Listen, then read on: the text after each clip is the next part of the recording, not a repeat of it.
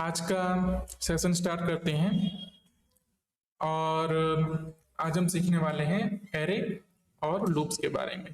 ठीक है, तो सबसे पहले देखते हैं एरे क्या होता है, कहाँ कहाँ होता है। ठीक है, तो अगर आप किसी भी सॉफ्टवेयर को उठा के देखेंगे ना, मोस्ट ऑफ सारे सॉफ्टवेयर, ठीक है, आप बात कर लो आपके फोन में जो कॉन्टेक्ट ऐप है, कॉल लिस्ट है, शॉपिंग वेबसाइट है, या फिर इंस्टाग्राम की जो पोस्ट आती हैं, और भी चैटिंग होती है, व्हाट्सएप में चैटिंग होती है, हर जगह आपको क्या दिखता है?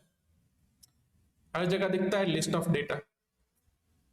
ठीक है, यहाँ पे देखिए कॉन्टेक्ट में लिस्ट ऑफ कॉन्टेक्ट मिलेंगे आपको, शॉपिंग वेबसाइट होगी वहां पे लिस्ट ऑफ प्रोडक्ट मिलेंगे, व्हाट्सएप में लिस्ट ऑफ मैसेज मिलते हैं, हर जगह क्या मिलता है? List. 90% of software deal with the list of data. कुछ सॉफ्टवेयर होते हैं जिनका बेसिक काम होता है उनमें लिस्ट की जरूरत ना पड़ती हो। ठीक है, जैसे कि लिस्ट ऑफ स्टूडेंट हो गया, list of contact, list of product. ठीक है, जब भी हमारा काम लिस्ट के साथ होना है हम एरे यूज करने वाले हैं, क्योंकि एरे क्या करता है? मल्टीपल वैल्यूज को एक ही वेरिएबल में स्टोर करने का ऑप्शन देता है हमें। अगर आपके पास मल्टीपल डेटा है, मल्टीपल लोगों के डेटा है, मल्टीपल चीजों के डेटा है, ठीक है, उनको आपको एक ही जगह पे अगर स्टोर करना है, जिसको आप एक ही जगह से आइडेंटिफाई कर पाओ, तो वो है एरे। इस तरह से एरे लिखा जाता है। ब्रैकेट ओपन किया जाता है, स्क्वायर स्क्वायर ब्रैकेट क्लोज किया जाता है, और उसके बीच में वैल्यूज लिखी जाती हैं separated by comma. Okay, comma से सेपरेट करके वैल्यूज लिखी जाती हैं, और वैल्यूज हम ऑलरेडी देख चुके हैं। वहां पे कंफ्यूज नहीं होना है कि मैं एरे के अंदर क्या क्या लिख सकता हूं। Value comma value comma value. Okay, ये है स्ट्रिंग का एरे, जहां पे स्ट्रिंग वैल्यूज हैं। ये सिर्फ बुलियन का एरे है, और ये एरे है जहां पे सारी डेटा टाइप मिक्स्ड है। एक एरे में ऐसा कोई रूल नहीं है कि सिर्फ एक ही टाइप के डेटा आएंगे। एरे के अंदर किसी भी टाइप के डेटा आ सकते हैं। जावास्क्रिप्ट लूजली टाइप्ड लैंग्वेज है। जावास्क्रिप्ट टाइप के बारे में ज्यादा स्ट्रिक्ट नहीं है। ओके, अभी देखते हैं एरे कैसे बना सकते हैं आप, एरे लिखने का तरीका क्या है। तो पहला तो ये ऑप्शन है कि आप एक वेरिएबल डिफाइन करो, उसको एक एम्प्टी स्क्वायर ब्रैकेट दे दो। इससे क्या डिफाइन हो जाएगा? Empty array. यही सेम चीज करने का दूसरा तरीका है, वेरिएबल डिक्लेयर करो और उसको न्यू एरे करके ब्रैकेट लिख दो। इससे भी ये सेम ही ब्रैकेट वाला एरे बनेगा। Let A R Y equal to bracket ऐसे लिखूं, या फिर let A R Y equal to new array इस तरह लिखूं। दोनों चीज में क्या होगा? मेरे ए आर वाई में सिर्फ एक एरे ही होगा, एम्प्टी एरे, जिसके अंदर कोई भी एलिमेंट नहीं है। एरे को वैल्यू असाइन कर सकते हैं। कैसे करेंगे? देखिए, एरे का नोटेशन क्या है? स्क्वायर ब्रैकेट के अंदर मल्टीपल वैल्यूज। तो वैल्यू 1 रखी मैंने, यहाँ पे वैल्यू 2 रखी, असाइनमेंट ऑपरेटर का यूज किया, और कहां पे डाल रहा हूं? वेरिएबल में। ये जो राइट साइड में दिख रहा है ये क्या है? एक वैल्यू है, और इस वैल्यू का टाइप क्या है? ऑब्जेक्ट। ठीक है, एरे का डेटा टाइप होता है ऑब्जेक्ट, एरे टाइप का कोई डेटा टाइप नहीं होता। तो राइट साइड में जो है वो वैल्यू है, लेफ्ट साइड में क्या होगा? वेरिएबल। इक्वल टू करूंगा तो असाइन हो जाएगा। अभी मैं एरे लिखूंगा ए आर वाई, तो मुझे यहाँ पे ऐसा कुछ ब्रैकेट की नोटेशन मिल जाएंगी, और अगर कंसोल में इसको मैं ओपन करूंगा तो मुझे दिखेगा कि 0 नंबर पे 1 है, 1 नंबर पे 2 है। ओके, अब एरे क्या है? लिस्ट है। तो जब भी हमारे पास लिस्ट आती है तो लिस्ट में जो भी लोग हैं ना, उनको कुछ ना कुछ यूनिक आइडेंटिफायर दिया जाता है। जैसे स्टूडेंट होते हैं स्कूल में, उनको क्या दिया जाता है? Roll number. फिर ट्रेन के डब्बे होते हैं, उनको क्या दिया जाता है? नंबर। जब भी चीजों को हम लिस्ट में रखते हैं, हम उनको आइडेंटिफाई करते हैं।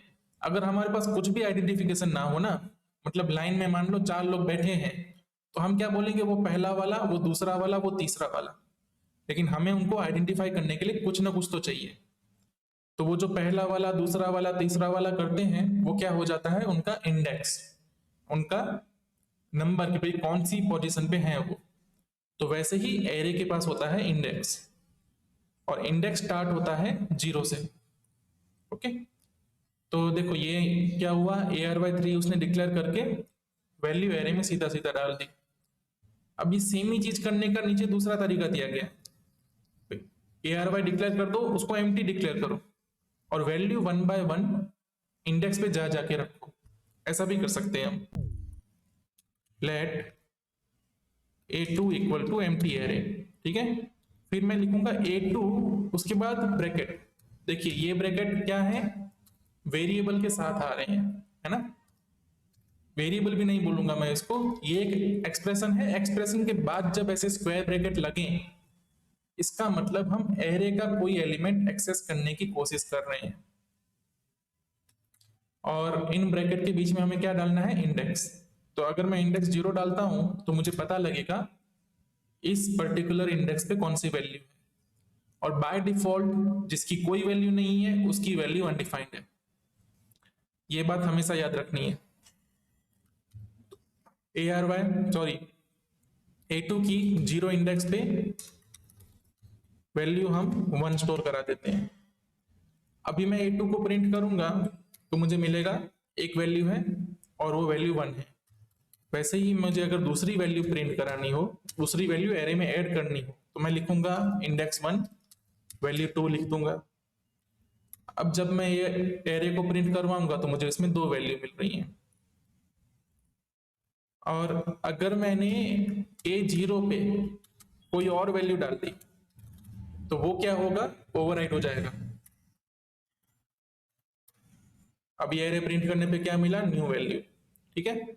अगर मैं चाहता हूं कि एरे में वैल्यू ऐड हो, तो मुझे या तो इंडेक्स वो वाली यूज करनी है जहां पे ऑलरेडी कोई वैल्यू नहीं है तो वैल्यू ऐड होगी, वरना वो रिप्लेस हो जाएगी। या फिर मेरे पास दूसरा एक फंक्शन है एरे डॉट पुश करके, ठीक है। एरे डॉट पुश यूज करूंगा, ब्रैकेट खोलूंगा, अंदर वैल्यू लिखूंगा, वहां पे जो भी वैल्यू मैंने लिखी ना वो एरे के लास्ट में जाके ऐड हो जाएगी। जैसे हमारे पास A2 है, A2 के अंदर मैं डॉट करूंगा, ठीक है। जो भी एरे होगा उसका डॉट करने पे एक पुश मेथड मिलती है आपको। अगर ये चीज मैं वेरिएबल पे, सॉरी इंटीजर पे करूंगा या तो स्ट्रिंग पे करूंगा तो नहीं मिलेगा। जो वैल्यू का टाइप एरे है उसी पे पुश मिलता है। A2 डॉट पुश, ठीक है। यहाँ पे कुछ भी दे सकता हूँ, जरूरी नहीं है कि मैं स्ट्रिंग दूं, मैं यहाँ पे नंबर भी लिख सकता हूँ। अब मैं A2 को प्रिंट करूंगा तो लास्ट में नंबर ऐड हो गया, और मैं जितनी बार भी पुश करूंगा इसको पुश होता जाएगा। अभी प्रिंट किया मैंने, बहुत सारे पुश हो गए थे। ओके, एरे को डिक्लेयर करके वैल्यू असाइन करने के लिए ये तरीके यूज हो सकते हैं। यहाँ पे कुछ पॉइंट्स हैं एरे के रिलेटेड, एक 1 बाय 1 पढ़ लेते हैं। Array have dot length property that returns how many values are in the array. A2 dot length, okay. इससे क्या मिलेगा, एरे में कितने एलिमेंट हैं। Arrays index start from 0 to dot length -1। Array का जो पहला एलिमेंट होगा या जो पहला इंडेक्स होगा वो 0 से स्टार्ट होगा। 0 इंडेक्स पे सबसे पहला एलिमेंट मिलेगा, और इसकी लास्ट इंडेक्स कौन सी होगी, जितना भी एरे का लेंथ है उससे एक कम, यानी 8 होगी इसकी लास्ट इंडेक्स। अगर मैं इसकी 9 नंबर की इंडेक्स सर्च करूंगा तो मुझे मिलेगा अनडिफाइंड, क्योंकि 9 पे तो कुछ स्टोर हुआ ही नहीं है, 9 वाला एलिमेंट है ही नहीं। इन एरे ऑफ 5 ARY 0 होगा पहला, ARY 4 होगा लास्ट में। When you use array.push, it adds new element at the end of the array and the length of array increase by 1। जैसे हमने पुश किया था, मान लो A2 है, A2 की लेंथ अभी कितनी है, 9। अगर मैं a2 डॉट पुश करूंगा कुछ भी, अब a2 को मैं प्रिंट करता हूं, तो देखिए ये लास्ट में पुश हुआ, इसकी जो लेंथ 9 थी वो बदल के 10 हो गई और उसकी लास्ट इंडेक्स 9 पे अब एक वैल्यू है। When you use array dot pop method, एक मेथड है पुश, उसके साथ हमारे पास एक और मेथड है पॉप। ये क्या करता है? पुश का उल्टा। It removes element from the end and the length of array decreases. a2 dot pop लिखा मैंने, इसको मुझे सिर्फ ऐसे कॉल कर देना है, ठीक है। इसको जैसे ही कॉल करूंगा इसके रिटर्न में कुछ वैल्यू मिलेगी मुझे, है ना। ये फंक्शन कॉल है, फंक्शन कॉल के रिटर्न में हमेशा एक वैल्यू मिलती है। इसके रिटर्न में मुझे कौन सी वैल्यू मिली? वो वैल्यू जो एरे में से रिमूव हो गई। अब मैं एरे को प्रिंट करूंगा तो मुझे लास्ट वाला नहीं मिलेगा, और फिर से एरे की लेंथ क्या होगी? 9। बहुत ज्यादा पॉप कर लिया तो लास्ट में क्या हो जाएगा? Array empty. ठीक है, मैंने सारे एलिमेंट ही पॉप कर लिए। ऐसी दूसरी दो मेथड है, एरे डॉट शिफ्ट और एरे डॉट अनशिफ्ट। ये क्या करती हैं? एरे के स्टार्ट में कुछ चीजें ऐड करती हैं। जैसे हमारे पास arY वेरिएबल है, इसके अंदर मैं लगाऊंगा पुश। पुश क्या करेगा? लास्ट में ऐड करेगा। उसके बाद arY को प्रिंट करो, लास्ट में आ गया। इसके साथ दूसरा कौन सा ऑप्शन था? शिफ्ट। ठीक है, शिफ्ट में क्या होगा? 5, सॉरी यहां पे उल्टा हो गया है। शिफ्ट ऑप्शन वैल्यू को रिमूव करता है, ठीक है। शिफ्ट ऑप्शन को कुछ भी नहीं देना होता है, शिफ्ट एरे की वैल्यू को रिमूव करता है। मैंने शिफ्ट का यूज किया, मुझे रिटर्न में 1 मिल गया, और एरे में से ये 1 निकल के सिर्फ 2 ही एलिमेंट बचे। अगर मुझे एरे के स्टार्ट में पुश करना तो मैं क्या यूज करूंगा? arY डॉट अनशिफ्ट स्टार्ट में। अभी arY को प्रिंट करेंगे तो स्टार्ट में हो गया। अनशिफ्ट का यूज करके स्टार्ट में पुश करते हैं, पुश का यूज करके लास्ट में पुश करते हैं, पॉप का यूज करके लास्ट से वैल्यू निकाल देते हैं, और शिफ्ट का यूज करके स्टार्ट से वैल्यू निकाल देते हैं। ठीक है, चलिए आगे बढ़ते हैं। Accessing the value stored in array, वो हमने ऑलरेडी देख लिया है कि एरे के अंदर जो वैल्यू स्टोर है arY है, उसके अंदर 3 वैल्यू है। मुझे 3 में से दूसरे नंबर की वैल्यू चाहिए तो मैं लिखूंगा ब्रैकेट के अंदर 1। 1 लिखने से मुझे दूसरे नंबर की वैल्यू मिलती है। हमने ऑलरेडी सबसे पहले देखा था, क्या देखा था? Process dot argv।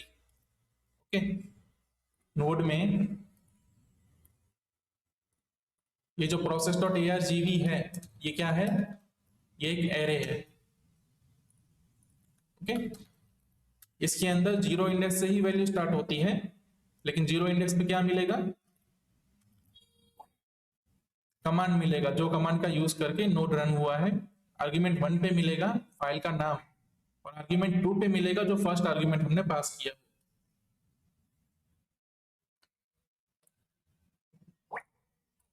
ओके, ठीक है, एरे हो गया। अब हम एरे को यूज करने के लिए, मतलब एरे का जो सही पोटेंशियल है वो यूज करने के लिए जो चीज होती है वो होती है लूप। बिना लूप के एरे को आप 100% यूज नहीं कर सकते। अगर आप लूप का यूज नहीं कर रहे हो तो एरे क्या हो गया? वेरिएबल का ही रिप्लेसमेंट हो गया। ठीक है ना, मल्टीपल चीजें एक जगह पे स्टोर कर ली, लेकिन एक्सेस कैसे करना है? 1 करके, 2 करके, 3 करके ना। तो कुछ लोग तो ये बोलेंगे मैं वेरिएबल arY1 का वेरिएबल डिक्लेयर करके स्टार्ट लिख दूंगा, arY वेरिएबल 2 डिक्लेयर करके 2 लिख दूंगा, arY वेरिएबल 3 डिक्लेयर करके लास्ट लिख लूंगा। हो गया ना मेरे पास एरे जैसा। ठीक है, मतलब हो सकता है कि अगर आप लूप का यूज नहीं कर रहे हो तो एरे सिर्फ वेरिएबल का रिप्लेसमेंट बन के रह सकता है। अभी लूप क्या होता है? ठीक है, लूप का मतलब ऐसे गोल गोल गोल गोल घूमना। गोल गोल घूमने का मतलब चीजों को रिपीट करना।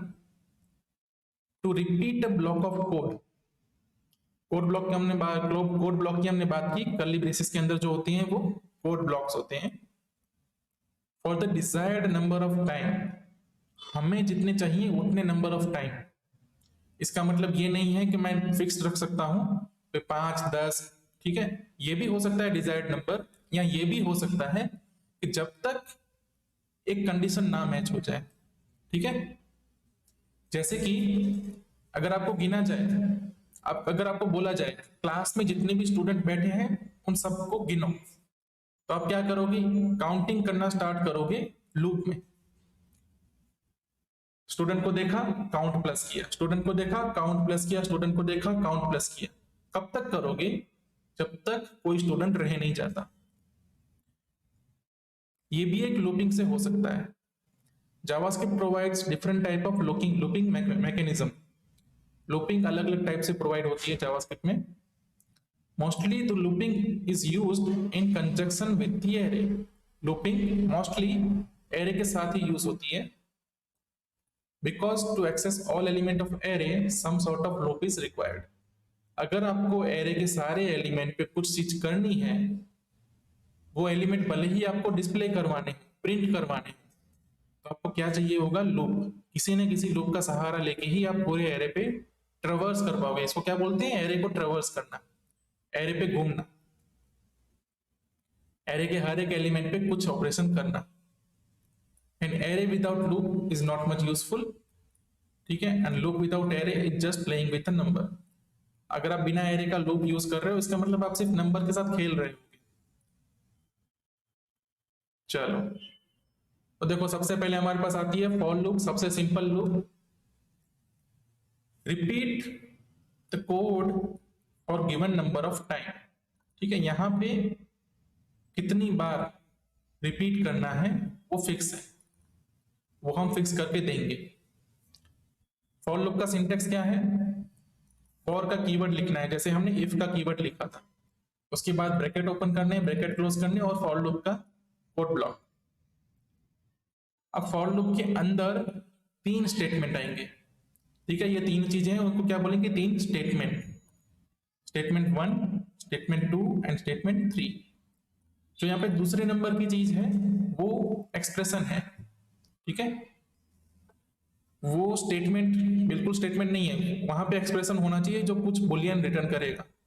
अगर वो बुलियन रिटर्न नहीं कर रहा तो फिर से टाइप कन्वर्जन होगा। स्टेटमेंट जो इसके स्टार्ट में है वो कब एग्जीक्यूट होगा, जब लूप चलना स्टार्ट होगी तब एक बार ही एग्जीक्यूट होगा, जो पहला वाला स्टेटमेंट है वो। और जो लास्ट वाला स्टेटमेंट है वो कब एग्जीक्यूट होगा, जब लूप फिनिश हो गई, जब ये वाला कोड एग्जीक्यूट हो गया तब ये वाला स्टेटमेंट एग्जीक्यूट होगा, ठीक है। लूप फिनिश हो गई नहीं, लेकिन लूप का जो कोड ब्लॉक है उसकी सारी चीजें एग्जीक्यूट हो गई तब ये लास्ट वाला एग्जीक्यूट होगा। तो नॉर्मली पहले हम क्या रखते हैं, किसी एक काउंटर को वैल्यू देते हैं हम, mostly i equal to 0। Last में रखते हैं हम वेरिएबल को इंक्रीमेंट करना है या तो डिक्रीमेंट करना है, या फिर वेरिएबल के साथ क्या करना है। मोस्टली यहाँ पे काउंटर वेरिएबल को मॉडिफाई किया जाता है, और बीच में इफ कंडीशन की तरह कोई एक कंडीशन होती है। कंडीशन बहुत कॉम्प्लेक्स हो सकती है, कंडीशन बहुत सिंपल भी हो सकती है। मोस्टली क्या होगा, i लेस देन n। एक लूप का एग्जांपल करके देखते हैं, ठीक है। console.log सीधा सीधा नहीं करना है। अब मान लो मुझे एक लूप घुमानी है जो 1 से लेके 5 तक नंबर प्रिंट करेगी। तो मैं फॉर लिखूंगा, ब्रैकेट ओपन करूंगा, कोड ब्लॉक्स ओपन करूंगा, यहां पे एक वेरिएबल डिफाइन करेंगे लेट i इक्वल टू 0।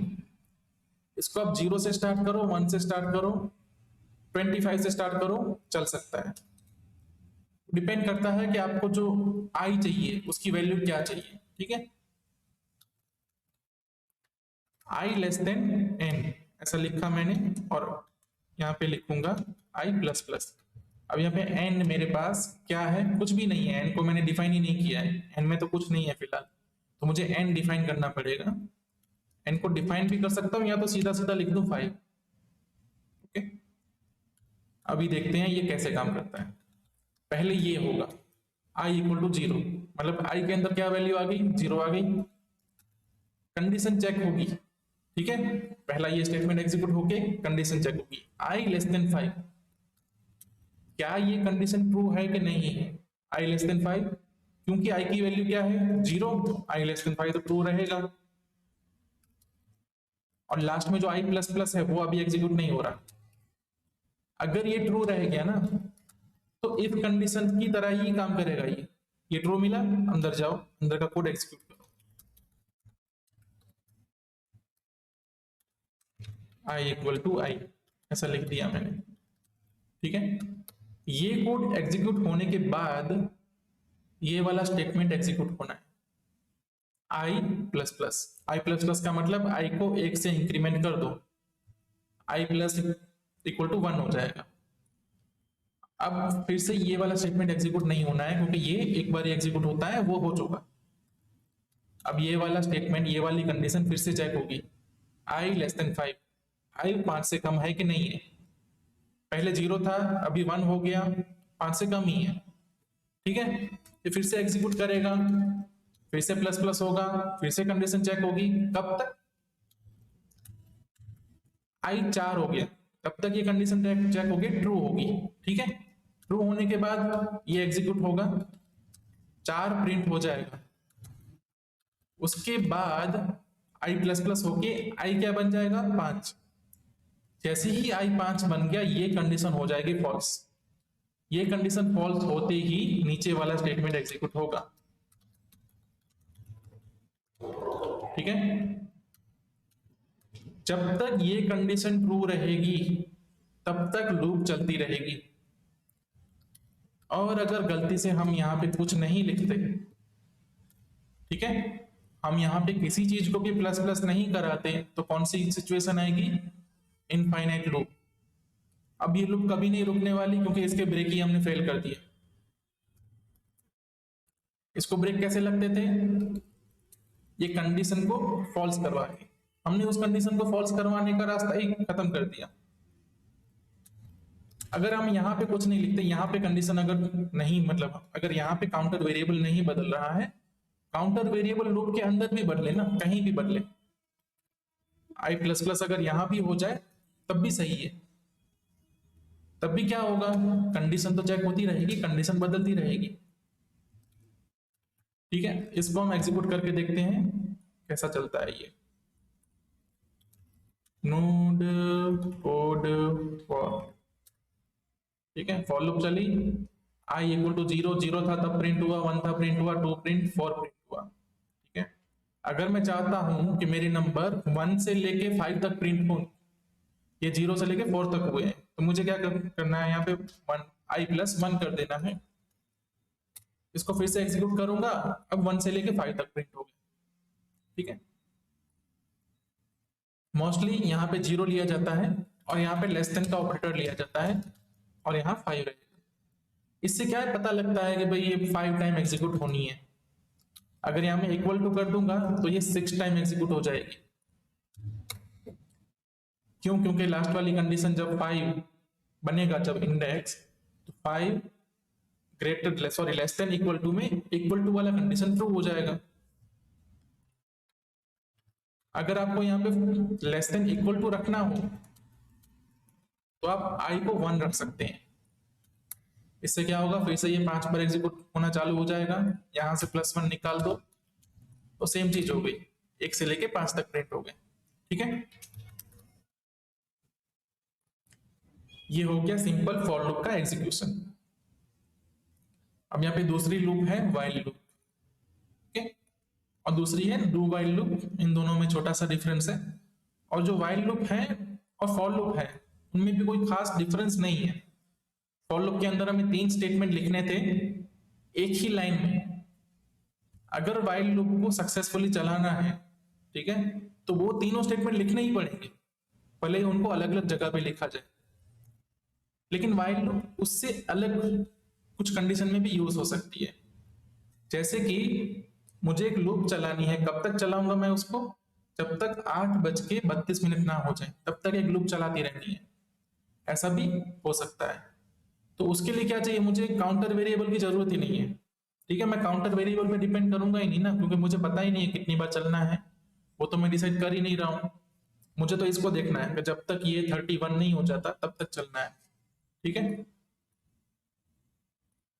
ये वाला प्रोग्राम करके देखते हैं while.js। अब मैं कंसोल लॉग करूंगा और एक थोड़ा नया कंसेप्ट यहाँ पे दे रहा हूं मैं, डेट का। ठीक है, न्यू डेट। अगर हम ऐसा करेंगे let d equal to new date, जब भी हम न्यू डेट लिखेंगे ना तो एक डेट का ऑब्जेक्ट बनेगा। ऑब्जेक्ट क्या होता है वो कल के लेक्चर में, आगे के लेक्चर में आएगा। फिलहाल सिर्फ इतना मान लो, ये जो डी का ऑब्जेक्ट है, डेट का जो ऑब्जेक्ट है, उससे हम पता लगा सकते हैं अभी कितनी मिनट चल रही है। ओके, अगर मैं d dot get minute, get minutes इसको प्रिंट कराऊंगा तो मुझे पता लगेगा कितनी मिनट हुई है। नोड वाइल, कहाँ गया मेरा, अच्छा कोड के अंदर जाना है मुझे, cd कोड while.js। मुझे क्या मिला यहाँ पे 32, यहाँ पे मिल रहा है 32 मिनट्स। ठीक है, वैसे ही मैं सेकंड्स भी ले सकता हूँ, अभी कितनी सेकंड चल रही है, कहाँ गया सेकंड्स, क्यों नहीं मिला मुझे, सॉरी सेट लिखा मैंने, गेट सेकंड्स। 7 सेकंड हुई है, 9 सेकंड हुई। ठीक है, मतलब 33 हो गए थे, उसके अभी ऊपर सेकंड हो रही है। अभी मैं कोड ऐसा लिखना चाहता हूं कि जो कुछ सेकंड के लिए ही चले। ओके, तो मुझे क्या करना पड़ेगा कि अभी कितनी 27 सेकंड है ना, तो कोड रन करने से पहले मुझे चलो ऐसा करते हैं, जब तक सेकंड्स हो जाए 25, ठीक है, क्योंकि हम जब तक कोड लिखेंगे तब तक 2-4 मिनट हो जाएंगे। तो हम ऐसा लिखते हैं कि भाई जब तक सेकंड 25 हो जाए ना तब तक लूप चलानी है। मैं लिखूंगा यहाँ पे while, कंडीशन लिखूंगा सीधा सीधा। कंडीशन में क्या लिखूंगा, new date dot get seconds. ठीक है, ये क्या हो गया, ये पूरा एक एक्सप्रेशन है। ठीक है, इसको मैं सीधा सीधा लिख सकता हूं लेस देन 25।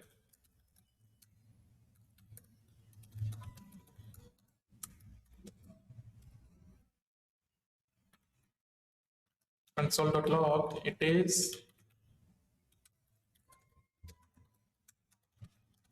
seconds। ठीक है, कंसोल में लिखूंगा जितनी भी सेकंड आ रही होंगी वो वाली। ये लोग भी चलाऊंगा तो ये बहुत लंबा चलेगा, इसको मैं थोड़ी देर के लिए कमेंट करता हूं और फिर से एग्जीक्यूट करता हूं। अभी कितनी 40 सेकंड हो रही है, तो मुझे 25 तक ले जाना है। तो अभी मैं अगर इस कोड को रन करूंगा तो ये कोड रन ही नहीं होने वाला। क्यों, क्योंकि यहाँ पे 40 प्लस कुछ लिखा हुआ है और वो लेस देन 25 तो है ही नहीं। मैं इस कोड को रन करता हूँ, कुछ नहीं फर्क पड़ा, फिर से रन किया, कुछ नहीं फर्क पड़ा, फिर से रन किया, अभी देखो चल रहा है। क्यों, क्योंकि सेकंड्स हो गई 25 से कम और ये बहुत तेज चल रहा है। मतलब एक सेकंड में कुछ 1000-2000 चल सकता है ये लोग। ठीक है, अभी ये बहुत ही मतलब ज्यादा सीपीयू ले रहा होगा, बहुत ज्यादा बिजी होगा। देखो ये मेरा सीपीयू परसेंटेज यूसेज ना बहुत बढ़ गया। क्यों, क्योंकि लूप चल रहा था बहुत तेज और ये 24 सेकंड तक रुका, उसके बाद क्या हुआ, स्टॉप हो गया। क्यों, क्योंकि ये कंडीशन फॉल्स हो गई। ओके, व्हाइल लूप मेनली ऐसी कंडीशन में यूज होना चाहिए जहां पे एक वेरिएबल है हमारे पास या कोई तो चीज है जो चेंज हो रही है। हम ना कर रहे हो तो ठीक है, कहीं से तो चेंज हो रही है और वो कभी फॉल्स होनी चाहिए। यहाँ पे कोई ऐसी कंडीशन लिख दी कि जो कभी फॉल्स नहीं होने वाली, तो क्या होगा पता है आपको, जाएगा इनफाइनाइट लूप में। ठीक है, इसको रन करते हैं, इनफाइनाइट लूप में भेज देते हैं, ये चला गया कोड इनफाइनाइट लूप में, कभी नहीं स्टॉप होने वाला। इसको स्टॉप करने के लिए कंट्रोल सी दबाना पड़ता है। लिनक्स में कंट्रोल सी से स्टॉप हो जाता है आराम से, विंडोज में थोड़ी और दिक्कत रहती है। एक मिनट, मैं इसको थोड़ा सा नीचे कर दूं बस। ठीक है, ओके, तो ये हो गया व्हाइल लूप।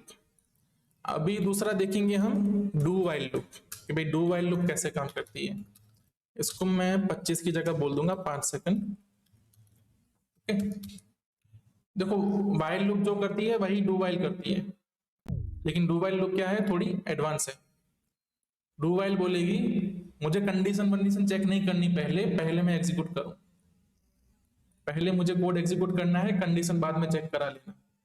ओके, ऊपर जो हमने फॉर लूप देखी, फॉर लूप, वो भी क्या करती है, कंडीशन पहले चेक करती है। वाइल लूप कंडीशन पहले चेक करेगी, जबकि जो डू वाइल लूप है वो पहले बोलेगी पहले मेरा कोड एग्जीक्यूट करो, बाद में कंडीशन देखना। चलिए उसको लिखने का क्या सिंटेक्स है, वाइल के अंदर जो कंडीशन है वो कंडीशन वैसी ही रहेगी, लेकिन पहले लग जाएगा डू और वाइल लग जाएगा नीचे। ठीक है, डू करके एक स्टेटमेंट एग्जीक्यूट करेंगे हम। ये कोड ब्लॉक है जो डू का है। डू का कोड एक बार एग्जीक्यूट हो गया, उसके बाद व्हाइल कंडीशन चेक करेगा, अगर कंडीशन ट्रू रही तब भी फिर से डू के पास चीजें जाएंगी, वरना डू के पास वैसे कुछ नहीं जाएगा। इस चीज को एग्जीक्यूट करते हैं। अभी क्या है, 47 सेकंड चल रही है, एक बार ये लूप चल गई, ठीक है, लेकिन कंडीशन फॉल्स होने के कारण फिर से नहीं चली।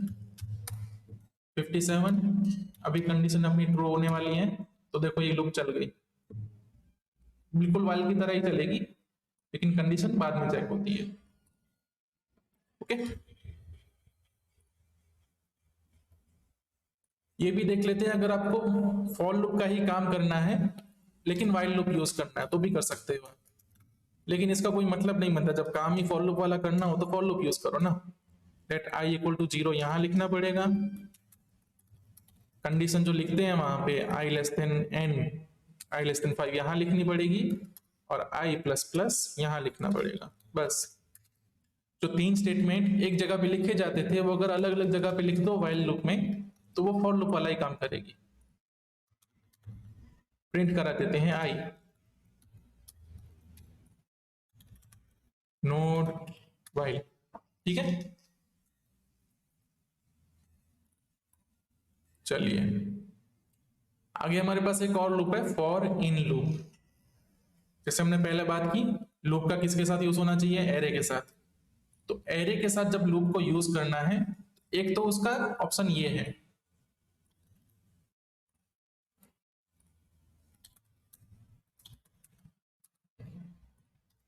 ठीक है, यहां मैंने क्या लिखा है, कॉन्स्ट ARY नेम्स, यहाँ पे नेम की लिस्ट होगी, उसके अंदर 2 वैल्यूज हैं। हमने देखा ARY नेम डॉट लेंथ में क्या मिलता है, जितने भी एलिमेंट्स है, तो यहाँ पे क्या मिलेगा 2, तो मेरा n है वो 2 बन जाएगा। i तो 0 से स्टार्ट हो रहा है, मतलब लूप कितनी बार चलेगी, 2 बार। जब पहली बार लूप चल रही है तो i क्या रहेगा, 0, 0 इंडेक्स पे क्या मिलेगा, ये, तो हमने यहाँ पे लिखा 0, ये इंडेक्स लिखा, उसको नेम में असाइन कर दिया। सिर्फ कंसोल लॉग करते हैं नेम, ठीक है, इसको करते हैं रन, नोड फॉर इन।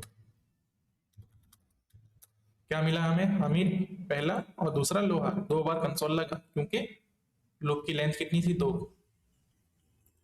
ये कॉमनली बार बार करना पड़ता है हमें जब एरे के साथ करते हैं, तो जावास्क्रिप्ट हमें छोटा ऑप्शन देता है, इतना बड़ा लिखने की जरूरत नहीं है। वो बोलेगा लेट आई इन ARY नेम्स, ठीक है, आई मतलब इंडेक्स, इन एरे। अब क्या होगा, यहाँ पे जो फॉर लूप में हो रहा था, आई की वैल्यू जो भी बन रही थी 0 से लेके n वाली, वही वैल्यूज बनेगी, आई 0 से लेके n तक जाएगा, लेकिन हमें कुछ लिखने की जरूरत नहीं है, और सेम चीज हो जाएगी, ठीक है। इसको क्या बोलेंगे, एरे पे ट्रेवर्स करना। एरे पे हमने क्या किया, ट्रेवर्स किया, एरे पे घूम लिए, पूरा एरे हमने घूम लिया। ये सिर्फ 2 एलिमेंट वाला एरे है, 1000 एलिमेंट वाला एरे होता उस पर भी घूम सकते, सेम ही सिंटेक्स का यूज करके। और उससे भी थोड़ा एक एडवांस सिंटेक्स है, फॉर ऑफ लूप, ठीक है। यहाँ पे क्या करना पड़ता है, हमें इंडेक्स मिलता है, लेकिन हमें काम तो किसका है, नेम का, जो वैल्यू है उसका काम है ना, इंडेक्स, ठीक है। कभी कभी जरूरत पड़ती है कि हम इंडेक्स पे भी काम करना हो, लेकिन मोस्टली हमें वैल्यू का काम होता है। और जब फॉर इन का यूज करते हैं तो वैल्यू के लिए तो एक एक्स्ट्रा लाइन तब भी लिखनी पड़ती है। तो यहाँ पे जावास्क्रिप्ट आपको बोलता है इतना भी मत करो, सीधा सीधा वैल्यू दे दूंगा, फॉर ऑफ का यूज करो। ओके, इसको रन करेंगे, सेम आउटपुट। तो जो कोड इतना था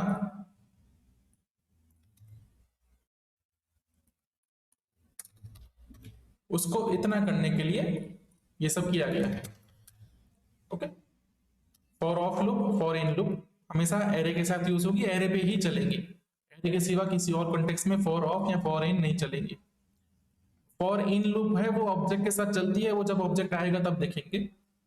फिलहाल ऐसा मान के चलो ये दोनों एरे के लिए ही है। देखते हैं आगे क्या है, ब्रेक एंड कंटिन्यू स्टेटमेंट। ठीक है, अब ब्रेक का यूज क्यों होता है? जैसा उसका नाम है, लूप का एग्जीक्यूशन बीच में रोकने के लिए। लूप चल रही है चल रही है चल रही है, सडनली हमें ऐसा लगा कि नहीं अभी नहीं चलनी चाहिए, रोक दो, ब्रेक का कॉल कर लो। ठीक है, इसका मैं एग्जांपल दूं तो आपके पास मान लो 10-15 लोग हैं या कितने भी लोग हैं। ठीक है, मान लो एक पुलिस वाला है, एक टोल प्लाजा है, ठीक है, वहां पे लाइन में लोग लगे हैं बहुत सारे। पुलिस वाले को आइडेंटिफाई करना है कि भाई राहुल नाम का व्यक्ति मिलना चाहिए, राहुल नाम का व्यक्ति मिल जाए तो सबको जाने दो। ओके, पुलिस राहुल के लिए तलाश कर रही है, राहुल ने कुछ तो किया होगा, तब पुलिस को राहुल चाहिए। पुलिस क्या करेगी? ऐसा तो है नहीं कि सीधा सीधा राहुल उसको मिल जाएगा, उसको तो 1 बाय 1 सारे लोगों पे ट्रेवर्स करना पड़ेगा, सारे लोगों से उनका नाम पूछना पड़ेगा। तो पुलिस चलाएगी फॉर लूप, जितने भी लोग हैं उन सब पे फॉर लूप चलाओ, फॉर ऑफ चला दो, फॉर इन चला दो या फॉर कोई भी चला दो, लूप चलानी है लूप चला दो। ठीक है, पुलिस चलाएगी लूप, पहले व्यक्ति का नाम पूछेगी तुम्हारा नाम क्या है, वो कुछ भी नाम बोलेगा, इफ कंडीशन चेक हुई यहाँ पे। ठीक है, if name equal to Rahul, false, कुछ नहीं, और लूप घुमाओ। If name equal to Rahul, false, और लूप घुमाओ। अंदर इफ कंडीशन है वो तब तक ब्रेक स्टेटमेंट को एग्जीक्यूट नहीं करेगी जब तक राहुल नहीं मिलता। जैसे ही राहुल मिल जाएगा क्या होगा? पुलिस बोलेगी ब्रेक। अब लूप घुमाने की कोई जरूरत नहीं है, राहुल तो मिल गया है ना, 15 लोग थे, 5th पोजीशन पे राहुल मिल गया, अब बाकी के 10 को क्यों चेक करना है ना? तो यही होता है ब्रेक स्टेटमेंट। और दूसरा क्या होता है? Continue statement. तब इसी सिनेरियो में ना हम कंटिन्यू को भी फिट करेंगे। पुलिस सबको चेक कर रही है, ठीक है, चेक करने के लिए क्या क्या करना पड़ता है? पुलिस को कुछ चीजें एग्जीक्यूट करनी पड़ती है, जैसे कि वो कुछ कमांड एग्जीक्यूट करेगी, पैन कार्ड निकालो, पैन कार्ड रीड करो, ये कमांड हो गई अगर उसको प्रोग्रामिंग लैंग्वेज में बोले तो ना। हम ह्यूमनली ये सब कमांड अपने दिमाग में चलाते ही रहते हैं। तो क्या क्या कमांड हो गई? पैन कार्ड निकालो, पैन कार्ड का रीड करो, पैन कार्ड को इसके साथ कंपेयर करो, ये सब कमांड है, ये सब एग्जीक्यूट करनी है हर बंदे के लिए। लेकिन क्या है, पुलिस को ऐसा ऑर्डर आता है कि ये भैया वीआईपी पर्सन है, ये नेताजी हैं, ये भी लाइन में है, अगर नेताजी मिले तो उनको चेक मत करना, है ना, ऐसा होता है। या फिर किसी जान पहचान वाला व्यक्ति मिल गया तो उसको नहीं चेक करेंगे, उसका आधार कार्ड वगैरह चेक करने की जरूरत ही नहीं, उसको जाने दो, उसकी बारी आई उसको डायरेक्टली क्लीन चिट दे दो, उसको उसके ऊपर कोई प्रोसेसिंग मत करो। जब ऐसा कुछ करना हो तो क्या करेंगे? हम इफ कंडीशन लिखेंगे। अब हमें पता लग गया कि भाई बीच में नरेंद्र नाम का व्यक्ति आता है, उसको चेक नहीं करना है, तो if name equal to Narendra, continue, जाने दो, ठीक है, नहीं करेंगे चेक उसको। तो बस ये कंटिन्यू और ब्रेक स्टेटमेंट ऐसे किसी सिचुएशन में यूज होती हैं जहां पे लूप को बीच में से या तो रोक देना हो। लूप बीच में कब रुकती है? जब ऐसा हो कि काम हो गया अपना, अब आगे घुमाने का कोई मतलब नहीं है, तब लूप को रोकने के लिए ब्रेक स्टेटमेंट का यूज होता है। दूसरा ब्रेक स्टेटमेंट का यूज कब होता है? मोस्टली व्हाइल लूप के अंदर होता है, क्योंकि व्हाइल लूप को रोकने का एक तो कंडीशन ऊपर हो सकता है, दूसरा ऑप्शन क्या है कि लूप के अंदर ही इफ कंडीशन लगा के ब्रेक स्टेटमेंट लगा दो। कंटिन्यू का यूज केस क्या है? कुछ स्पेशल लोगों के लिए प्रोसेसिंग नहीं करनी है, हो सकता है कुछ स्पेशल चीजें हो जहां पे प्रोसेसिंग नहीं लगेगी, जैसे कि हमें चेक करना है कि लिस्ट ऑफ स्टूडेंट, मतलब स्टूडेंट लाइन में लगे हुए हैं और उनमें जो स्टूडेंट बीसीए कर रहे हैं उनको ही टेस्ट लेनी है, मतलब उनको ही चेक करना है, बीसीए के सिवाय सारे जाने देने हैं, वहां पे भी कंटिन्यू स्टेटमेंट का यूज कर सकते हैं हम। इसका एक एग्जांपल देख लेते हैं।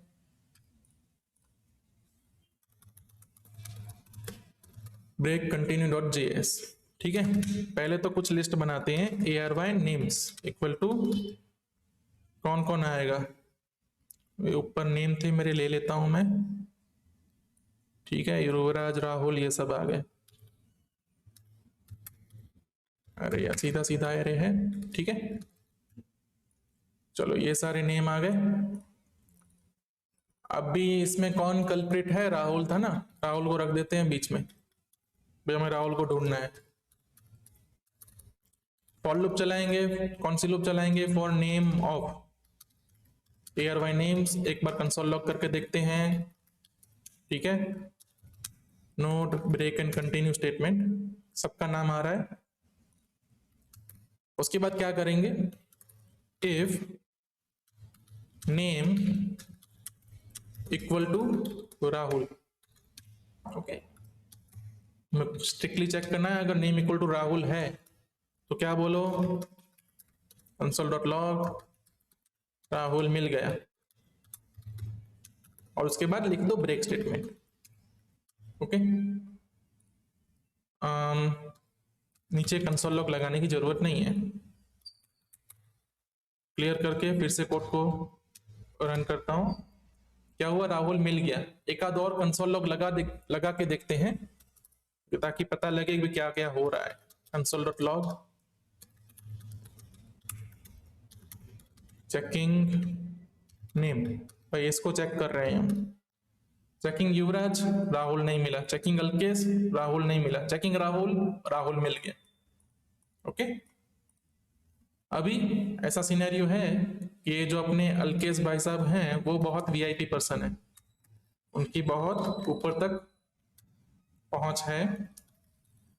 ठीक है, इनको जाने देना है, इनको चेकिंग नहीं करनी। चेकिंग कहाँ हो रही है, यहां हो रही है।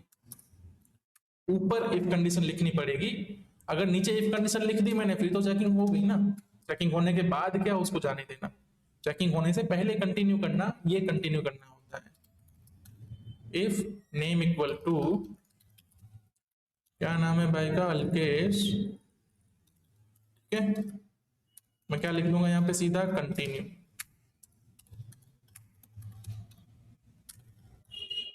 अल्केश भाई साहब पिक्चर में ही नहीं आएंगे। और यहाँ पे मैंने क्या किया है, कोड का ब्लॉक नहीं खोला है मैंने। ठीक है, ये क्यों नहीं खोला है, इसका एक रीजन है, मतलब जो भी जो स्टेटमेंट है, इफ कंडीशन हो गई या फॉर लूप हो गई या कुछ भी हो गया, अगर उसके अंदर एक सिंगल स्टेटमेंट ही आता है, यहाँ पे मैं बोल रहा हूँ स्टेटमेंट, ठीक है ना, अगर उसके अंदर सिर्फ सिंगल स्टेटमेंट है तो हम शॉर्टकट यूज कर सकते हैं। फिर कर्ली ब्रेसेस ना करो तो चलेगा। इफ के बाद जो भी स्टेटमेंट होगा उसको हम इफ के अंदर का स्टेटमेंट मान लेंगे। तुम्हें कोड के ब्लॉक करने की जरूरत नहीं है अगर सिंगल स्टेटमेंट है तो, लेकिन अगर दो स्टेटमेंट हैं तो कर्ली ब्रेसेस चाहिए। अभी फिर से इसको एग्जीक्यूट करेंगे। युवराज आया, युवराज की चेकिंग हुई। फिर अल्केश आया था लेकिन अल्केश की चेकिंग नहीं हुई, अल्केश भैया आप जाओ। फिर सीधा कौन आया, सचिन आया, चेकिंग हुई। राहुल आया, चेकिंग हुई, राहुल मिल गया। बाकी के दो तक जाने की जरूरत ही नहीं है, राहुल मिल गया। ओके, ये होता है ब्रेक और कंटिन्यू। कोई कंफ्यूजन है इसमें, यहाँ भी लूप सीखा, एरे सीखा, ब्रेक कंटिन्यू सीखा। ठीक है, कोई कंफ्यूजन हो तो बता दो। अभी आगे हम बहुत सारे क्या करने वाले हैं, आर्ट कलाकृतियां बनाने वाले हैं हम। ये जो दिख रही हैं अलग अलग टाइप की, ये तुम्हारा होमवर्क भी होने वाला है। इसमें से 2-3 मैं बनाऊंगा जो इजी इजी है, हार्ड तुम लोग को बनानी है। और नीचे एक और एक्सरसाइज है। ठीक है, तो जो भी पढ़ाने का काम काज है वो हो गया। इनमें से 2-3 एग्जाम्पल करेंगे अभी। जो भी पैटर्न दिख रही हैं 2-3 पैटर्न बनाएंगे, एक सीधी एक उल्टी, एक आध और ले लेंगे। ठीक है, चलिए तो प्रोग्राम बनाते हैं एक पैटर्न 1.js। पैटर्न 1 कौन सी, सबसे सिंपल 1 2 2 3 3 4 4 4 5 5 5। ठीक है, इसमें क्या है 1, मतलब यहां पे ना दो लूप घूम रही है, एक लूप के अंदर दूसरी लूप है। ये कैसे हो रहा है समझाता हूं। ऊपर ना मैं यहाँ पे एक एन डिफाइन कर देता हूं, let n equal to 5। Okay, और यहाँ पे लिखते हैं क्या, let i equal to 0, i less than n, i plus plus. ठीक है, और यहाँ पे दूसरा लिखेंगे कंसोल डॉट लॉग, कंटिन्यू नहीं लिखना था, console dot log i i. ठीक है, दूसरा फॉर लूप बनाएंगे, इसमें क्या लिखेंगे, let j equal to 0, j less than n, j plus plus. इसमें क्या होगा, अभी बाहर की लूप घूमेगी 5 बार, जब पहली बार घूम रही है तब अंदर की लूप घूम रही है, तो अंदर की लूप भी कितनी बार घूम रही है, 5 बार। इसका एक आइट्रेशन मतलब इसकी 5 आइट्रेशन, ये एक बार घूमेगा तो ये 5 बार घूमेगा, मतलब ये जो जे वाला है ये 5 बार आएंगे। इसको सिंपली एग्जीक्यूट करते हैं। ओके, यहाँ पे नीचे आई भी आई लिख दिया था मैंने, इसकी जगह जे लिखता हूं, फिर से एग्जीक्यूट करते हैं। देखिए आई 0 था, उसके बाद जे 0 0 0 रहा, प्रिंट भी जे ही कराते हैं। आई 0 था, फिर वो जे की लूप चालू हुई, जे की लूप चालू हुई तो क्या होगा, जे 0 बन जाएगा, अंदर ये 5 बार घूमेगा, जे 0 पे घूमा, 1 पे घूमा, 2 पे, 3 पे, 4 पे।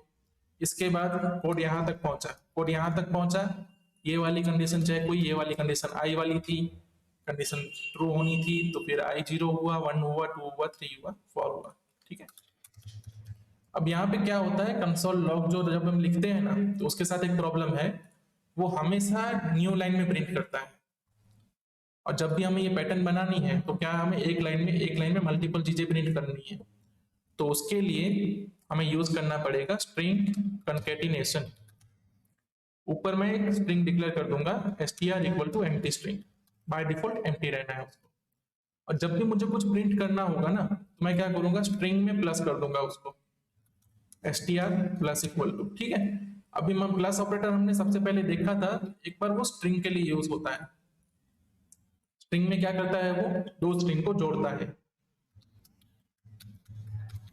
हमीद प्लस लोहार, ऐसा करूंगा तो उन दो स्ट्रिंग को उसने जोड़ दिया, दो स्ट्रिंग में से एक स्ट्रिंग बना दिया। प्लस ऑपरेटर ये करता है।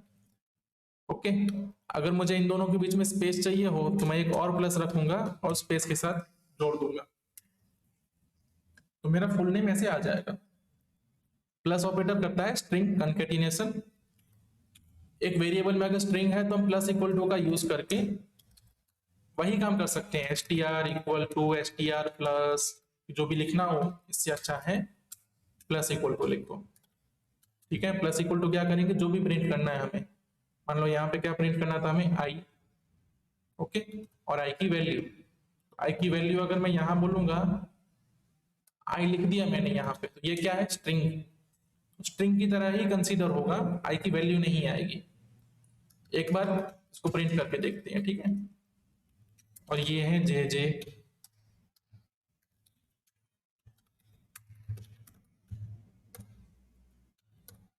क्या हो गया, अच्छा कुछ प्रिंट ही नहीं करवाया मैंने, सिर्फ स्ट्रिंग बनाया है। स्ट्रिंग का आउटपुट तो होना ही चाहिए, कंसोल लॉग str। अभी क्या प्रिंट हुआ, आई कॉमा जे जे कॉमा कॉमा कॉमा, क्यों प्रिंट हुआ है, अच्छा ये वाला कॉमा है। ठीक है, अभी क्या हो रहा है, ये लाइन में भी नहीं आ रहा है। ठीक है, तो इसके लिए क्या करना पड़ेगा मुझे, जब भी मैं चाहता हूं कि दूसरी लाइन स्टार्ट हो, तब मुझे लिखना है बैकस्लैश एन। स्ट्रिंग के अंदर लिखा हुआ बैकस्लैश एन मतलब न्यू लाइन। ठीक है, अब ये सही है। इसको क्या करूंगा, मैं इन दोनों के बीच का स्पेस हटा देता हूं, इन दोनों के बीच का हटा देता हूं, स्टार्ट में एक स्पेस रख देता हूं ताकि ग्रुप अच्छे से बने। अभी देखो ये आई का ग्रुप बना, जे जे का ग्रुप बना, लेकिन क्या हो रहा है, कहीं पे वैल्यू नहीं प्रिंट हो रही है। ठीक है, यहाँ पे आई जो प्रिंट हुआ है चाहिए भी नहीं था हमें, लेकिन वैल्यू नहीं प्रिंट हुई है किसी की भी। क्यों? क्योंकि आई स्ट्रिंग के अंदर है, वो तो स्ट्रिंग कहलाया जाएगा, वो तो एक कैरेक्टर गिना जाएगा। अगर आई की वैल्यू ही प्रिंट करनी हो तो आई की वैल्यू को यहाँ पे कंकेटिनेट करना पड़ेगा, वैसे ही जे की वैल्यू को भी यहाँ पे ज्वाइन करना पड़ेगा। क्या हो गया? जे नहीं लिखा मैंने। ओके, अब आई 0 था, जे 0 से लेके 4 तक चला, वो पूरा प्रिंट होगा। जब आई का लूप खत्म होगा तब बैकस्लैश एन होगा। अब मैं ये चीज यहां से हटा देता हूं, फिर से प्रिंट करते हैं। तो क्या है? जे 1 से लेके 4 तक है। अब जे की जगह इसका जो पहले पोजीशन में आता है उसको मैं बोलता हूं आई, आई प्लस कॉमा प्लस जे। तो जो लेफ्ट साइड में मिलेगा वो आई होगा, राइट साइड में मिलेगा वो जे होगा। और इन दोनों के बीच में भी मुझे क्या चाहिए? स्पेस चाहिए यहाँ पे, ताकि चीजें अलग अलग दिखें। ठीक है, क्या मिल रहा है यहाँ पे? 0 0, आई भी 0, जे भी 0, आई 0 जे 1, क्योंकि लूप में यहाँ पे आई का तो पहला ही टाइम है तो 0 ही रहेगा। जे 2, जे 3, जे 4, ये क्या कॉम्बिनेशन बन गए? आई जे के कॉम्बिनेशन बन गए। और ये एक मैट्रिक्स कहते हैं इसको, ये जो बॉक्स होता है ना, इसे मैट्रिक्स भी कहते हैं। ये जो पैटर्न के एग्जांपल हैं, यहाँ पे क्या हुआ है? ऐसा ही एक मैट्रिक्स प्रिंट किया गया है, लेकिन कुछ चीजों को प्रिंट नहीं किया गया। किसका यूज करके? इफ कंडीशन का यूज करके। और कुछ चीजों को प्रिंट किया गया है। तो पहला अगर पैटर्न देखें तो यहाँ पे 1 प्रिंट हुआ है, जो भी पहला आइटरेशन था तब सिर्फ एक ही प्रिंट करना है। और ऐसे जो जे वाला था, जो कॉलम है, वो भी एक ही प्रिंट करना है। जब दूसरा आई 2 हो, ठीक है, यहाँ पे क्या देखा जा रहा है? आई 1 है, एक ही आइटम आया। आई 2 है, 2 बार 2 आए। आई 3 है, 3 बार 3 आए। आई 4 है, 4 बार 4 आए। आई 5 है, 5 बार 5 आए। इसका मतलब आई जितना है दूसरा लूप उतनी बार घूम रहा है। ठीक है, इसको कैसे करेंगे? एन मतलब 5 बार, यहां पे लिख देंगे आई। तो पहली बार ही 0 टाइम घूमेगा, है ना, लेकिन 0 टाइम तो नहीं घुमाना है हमें, हमेशा एक टाइम तो घुमाना ही चाहिए। तो मैं यहाँ पे कर दूंगा आई प्लस 1। जब आई 0 रहेगा तो एक बार घूमेगा। ओके, तो क्या होगा? जब आई का पहला आइटरेशन है तो ये एक बार ही घूम के प्रिंट हो जाएगा। इसको प्रिंट करके देखते हैं। तो देखिए प्रिंट हो गया। क्या प्रिंट हुआ? आई 0 था, 0 एक बार घुमा, फिर 2 बार, फिर 3 बार, फिर 4 बार, फिर 5 बार। तो अपना पैटर्न हो गया है। अब यहाँ पे क्या प्रिंट करना है? तो देखिए यहाँ पे सीधा सीधा आई प्रिंट हुआ है, जे नहीं प्रिंट हुआ है। अगर आई को देखें 0 0 1 1, यहाँ पे क्या है? 1 से स्टार्ट होता है, इसका मतलब आई प्लस 1। इसको मैं ब्रैकेट में डाल दूंगा ताकि इसका प्लस ही हो। अब ठीक है, 1 2 2 3 3 3। अब मुझे बस जे जो एक्स्ट्रा हो रहा है यहाँ पे उसको हटा देना है, मेरा पैटर्न अच्छे से बन जाएगा। str plus equal to i, i plus 1। ठीक है, ये बन गया पहला पैटर्न।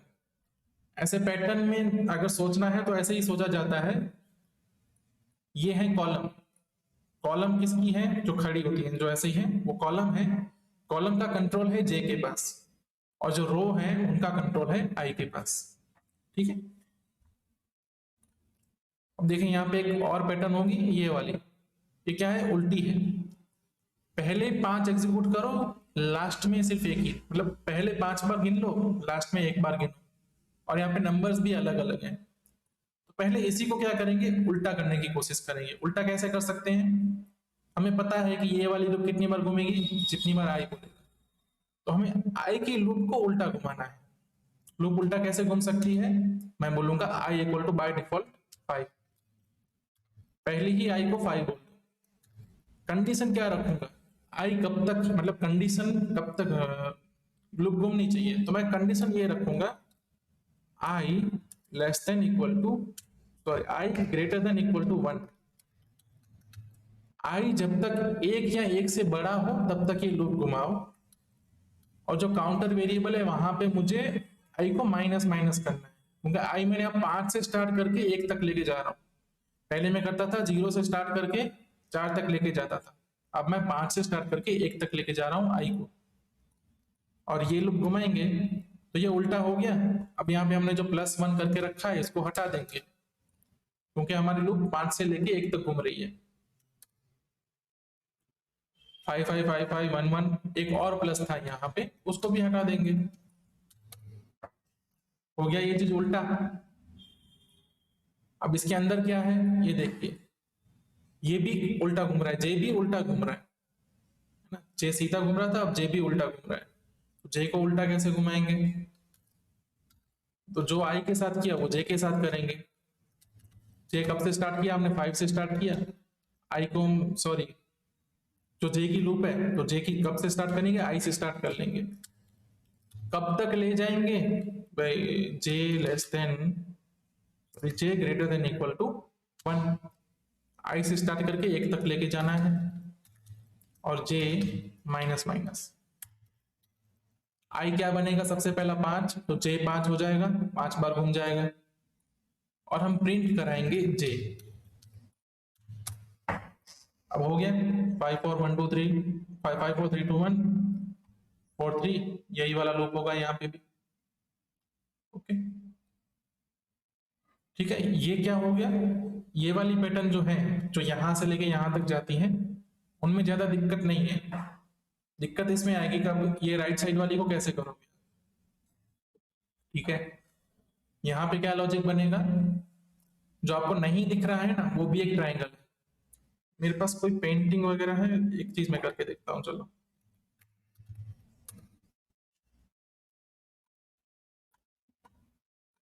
ठीक है, ये मेरा पेन है, पेन। ओके, ये जो दिख रहा है ना पार्ट, ये पार्ट भी प्रिंट हुआ है। क्या प्रिंट हुआ है? स्पेसिस, एम्प्टी स्पेसिस प्रिंट हुए हैं वहां पे। तो क्या करना है? लूप घूमेगी, आई की तो 5 बार ही घूमेगी, लेकिन आई के अंदर 2 लूप घूम रही है। सबसे पहले आइटरेशन में 0 टाइम, सबसे दूसरे में 1 टाइम, और यहाँ पे 4 टाइम। ओके, ऐसी पैटर्न को घुमाने के लिए अंदर पहली लूप ये वाली, दूसरी लूप जो जे वाली चलती है वही वाली। इसको करके देखते हैं कैसे चलती है ये। ठीक है, तो देखो ये एक लूप तो घूम ही रही है जे वाली, जो जे को प्रिंट करती है। एक आई वाली लूप भी घुमानी है, आई वाली नहीं लेकिन स्पेस वाली लूप। अब स्पेस वाली लूप को कितने टाइम घुमाएंगे? जे जितनी बार घूम रहा है उससे उल्टा। अगर जे 5 बार चलेगा तो स्पेस वाला लूप चलेगा 0 टाइम, n माइनस जे जितना भी होता हो। अगर जे 3 बार चल रहा है तो लूप चलेगा 2 बार। ठीक है, n माइनस जे जितना भी टोटल है जे की कॉलम्स, उनमें से जे को निकाल देना है। ठीक है, तो यहां पे एक बनाते के, लेट के इक्वल टू 0। के लेस देन कितनी बार घुमाना है? n माइनस जे टाइम। सॉरी, जे तो हमारे पास यहाँ पे है ही नहीं, जे यहाँ पे है। ठीक है, जे कितनी बार घूम रहा है? आई टाइम घूम रहा है, तो इसका मतलब n माइनस आई टाइम घुमाना है। और जो k है वो प्लस प्लस कर देंगे हम। अंदर क्या करेंगे?